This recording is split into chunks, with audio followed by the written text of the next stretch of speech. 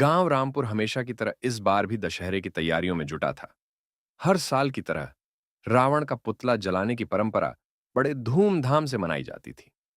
लेकिन इस साल कुछ अजीब घटने वाला था। रामपुर में दशहरे का पुतला जलाने के लिए सबसे पुरानी जगह थी काली चौक। लोगों का कहना था कि यह जगह शापित है, क्योंकि वर्षों पहले यहां एक तांत्रिक ने भयंकर तंत्र मंत्र किया था।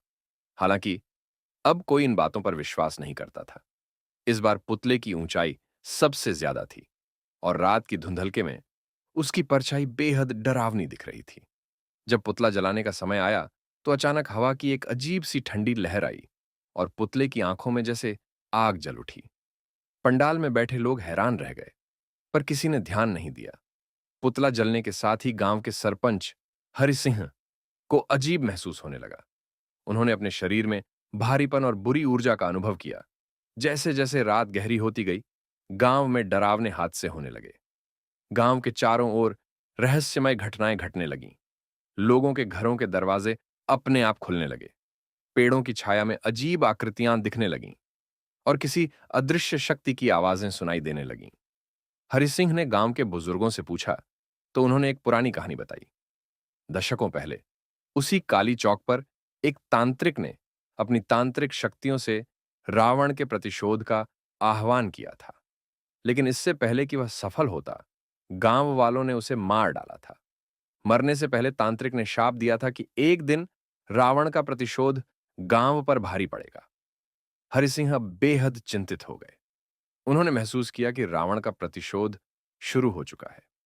उस रात गांव के कई लोग गायब हो गए। अगली सुबह हरि सिंह को सपने में एक अजीब दृश्य दिखाई दिया। एक बड़ा काले कपड़ों में लिपटा आदमी उनकी ओर बढ़ रहा था। उसकी आंखें आग जैसी लाल थीं।